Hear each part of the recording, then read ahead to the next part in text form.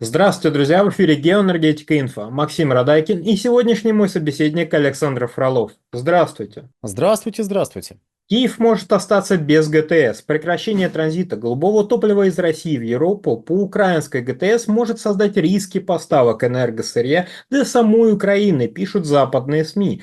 Александр, назревает вопрос, а как же известный словацкий газ по реверсу? Как это Украина не может запитаться от Европы? И что там вообще такого интересного происходит с их ГТС? По большому счету, здесь в некоторых уважаемых западных источниках обратили внимание на то, что без российского транзита и чисто технически возникают проблемы, и военные риски возникают, и в случае чего прекращение действия транзитного контракта не означает прекращение транзита. То есть три вот этих кита, на котором стоят наши ролики об украинском транзите, вдруг неожиданно дошли и до западных источников, которые обратили внимание на то, что удивительно, но украинская ГТС, она не украинская ГТС по большому счету. Это часть единой системы газоснабжения Союза Советских Социалистических Республик, которая вот до сих пор не вполне в курсе, что страна распалась и как-то по-другому это теперь должно функционировать. Создавалась эта газотранспортная система в расчете на то, что экспортные проекты будут якорными, в том числе и для организации газоснабжения внутри Украинской ССР. И, соответственно, если у вас прекращается действие вот этой вот экспортной составляющей, то технически доставлять газ вам сложно. А в нынешних условиях возникает вопрос. Я, извините, сейчас не то, что хочу собственный цинизм проявить, но это вопрос, который необходимо задать себе, любому ответственному человеку по ту сторону границы и по ту сторону границы, когда они на полном серьезе рассказывают о прекращении транзита газа. Вопрос заключается в следующем. Как это? Бум, внимание, вопрос. Как в «Что, где, когда». Зачем Российской Федерации продолжение работы украинской газотранспортной системы, если по ней не идет российский газ потребителям в Европу? Компрессорных станций, работающих, не так, чтобы бесконечное количество. Их координаты хорошо известны.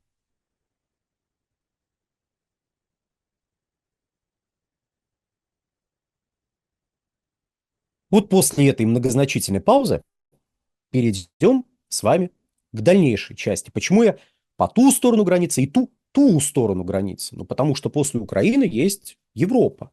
В Европе, еще раз подчеркну, в Европе нету монолита некого из людей, которые вот мы европейцы, мы против России, мы все вот просто поддерживаем Украину. Нет. Там группы с разными интересами. И вот часть стран заинтересованы в том, чтобы газ шел, чтобы сохранять свою конкурентоспособность, чтобы не подвергаться тем же рискам, уже проявившим себя, рискам, с которыми столкнулись некоторые из государств, членов Европейского Союза, например, рисков, с которыми столкнулась Германия, и эти риски проявились. Посмотрите на статистику, которую публикует статистическое ведомство ФРГ по поводу промышленного производства, и обнаружите, что неожиданно, оказывается, промышленное производство сокращается. Притом речь не о лавинообразном падении, речь не о падении на десятки процентов. Нет, разумеется, нет. Речь о снижении на десятые доли процента, на проценты, но это все равно снижение. А в экономике, может, я кого-то сейчас удивлю, важно, стабильность не является признаком мастерства. Стабильность является признаком кризиса. То есть, если у вас не растут показатели, значит, вы сталкиваетесь с некими кризисными явлениями. Вы должны демонстрировать постоянный рост, и тогда все хорошо. Тогда экономика чувствует себя прекрасно. А если вы просто остановились, значит, все плохо. А если у вас небольшое снижение, значит, у вас все очень-очень плохо. И вот некоторые из стран, которые до сих пор получают газ из Российской Федерации, глядя на происходящее, говорят: свят, свят, свят, а вот нам такого не хочется. И для них текущая ситуация – это ситуация двойной угрозы. То есть, с одной стороны, люди в Брюсселе сидящие говорят: а, нам на это все плевать, прекратятся поставки газа, и хорошо, мы наоборот покажем, что мы беспримерно, упорно бьемся с поставками российских углеводородов, и вот мы их окончательно победили. Зачем? Ну, потому что это хорошо само по себе. Зачем? В чем интерес Европейского Союза? Ни в чем абсолютно. Но уровень истерии дошел до таких показателей, что уже просто сам факт того, что вы прекратили поставки российских углеводородов, поддается как большая победа. Ведь если бы мы не прекратили поставки российской нефти в большинство стран Европейского Союза, угля, если бы не сократили спрос на российский газ, Россия могла бы на нас давить. А так на нас давят только те, чье давление нам нравится. Вот. То есть господа в Брюсселе и дамы в Брюсселе плевать хотели на продолжение транзита. Но прямой, четкий, отображаемый в конкретных величинах экономический интерес, интерес с точки зрения энергетической безопасности ряда стран Европейского Союза напрямую связан с продолжением этих поставок. Более того, если мы представим себе ситуацию, что поставки прекратились, но идут какие-то переговоры о том, чтобы их как-то возобновить, а давайте вот как-то вот, ну, какой-то механизм придумаем. Ну, если вдруг что-то произойдет с газотранспортной инфраструктурой на территории Украины, на территории подконтрольной Киеву, так будет вернее в текущей ситуации сказать, то восстановить эти поставки будет уже очень-очень тяжело. То есть давайте мы еще раз подчеркнем эту мысль.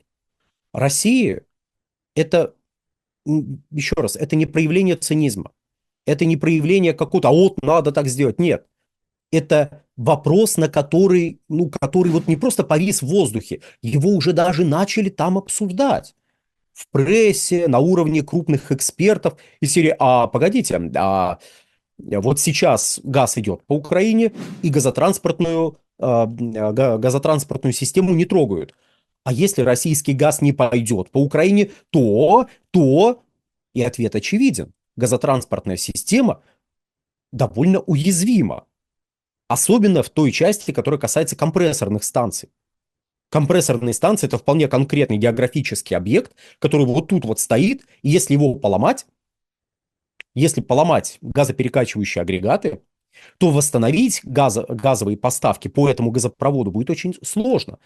То есть, если просто трубопроводы по тем или иным причинам будут повреждены, по тем или иным, это не намек на что-то там, это нормальная ситуация для Украины, где на протяжении многих лет с завидной регулярностью случаются аварии на крупных газопроводах. Так вот, саму трубу поменять можно довольно быстро, в течение пары-тройки суток. А вот газоперекачивающие агрегаты нет, нельзя поменять в течение пары-тройки суток. Я боюсь, даже за год-другой вряд ли смогут управиться. И если ряд компрессорных станций несколько компрессорных станций будут выведены из строя, то, извините, газовые поставки станут технически вообще невозможны. Я несколько утрирую, я несколько сгущаю краски, безусловно, потому что здесь можно придумать хитрые схемы продолжения поставок, но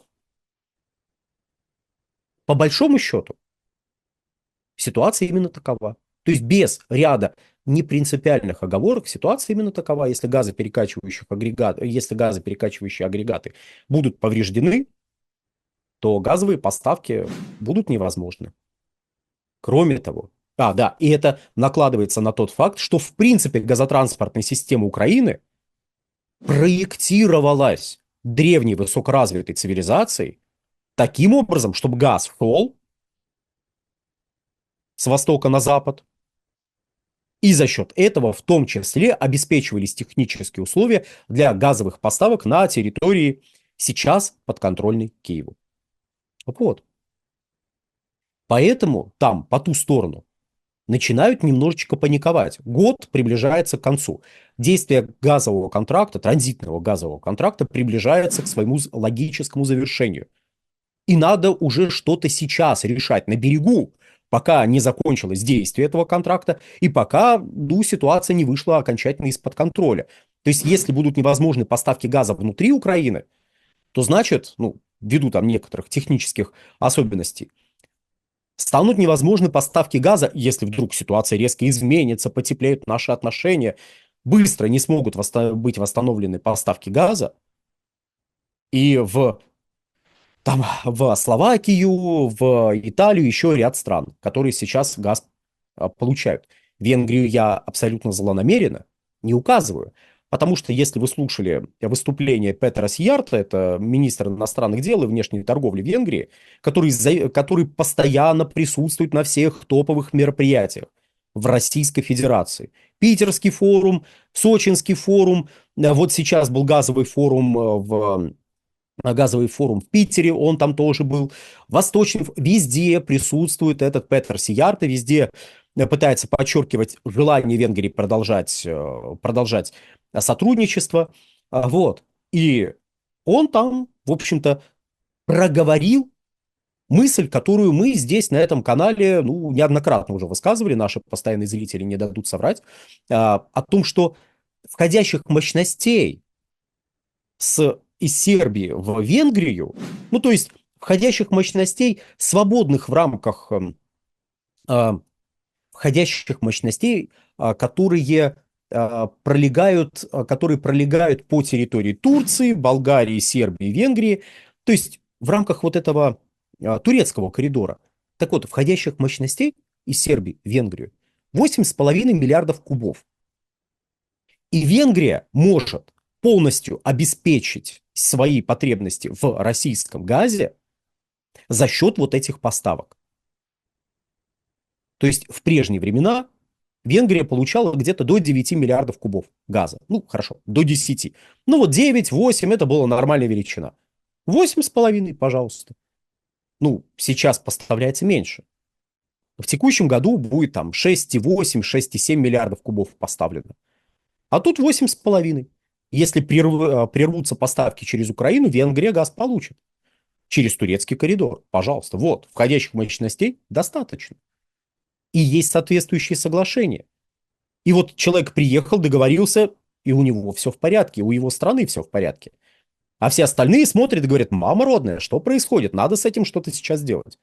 И вот они начинают приходить к тому, что технические проблемы, военные проблемы, проблемы экономического характера и прочее, прочее, прочее.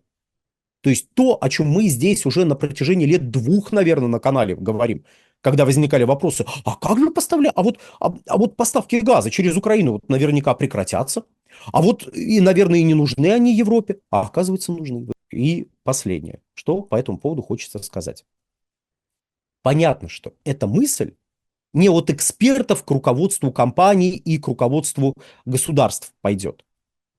Эта мысль там уже прорабатывалась, эта мысль уже, более того, использовалась для переноса точки поставки российской нефти компании «Лукойл» в адрес Венгрии идущей, точнее, не в адрес Венгрии, а в адрес компании «МОЛ», которая владеет заводами в Венгрии и в Словакии. И вот перенесли точку сдачи на украинско-белорусскую границу, и все, теперь на украинской границе с Белоруссией нефть перестает быть российской, становится вот венгерской, и нормально можно дальше качать. И очевидно, что также можно сделать и с газом. На что, кстати, прозрачно намекал тот же самый Сиярто, вышеупомянутый, во время своих выступлений на Питерском форуме. Ну, а на сегодня, дорогие друзья, все. Всего хорошего. Александр, большое спасибо за комментарий. Друзья, пока YouTube замедляют, призываю вас не дождаться, пока его и нас вместе с ним заблокируют. Окончательно подписывайтесь на наш телеграм-канал Геоэнергетика Инфо. Ссылка будет в описании и закрепленном комментарии. Там же будут реквизиты для желающих финансово поддержать наш проект в столь интересное время. Спасибо, до новых встреч. На этом все. Всего хорошего.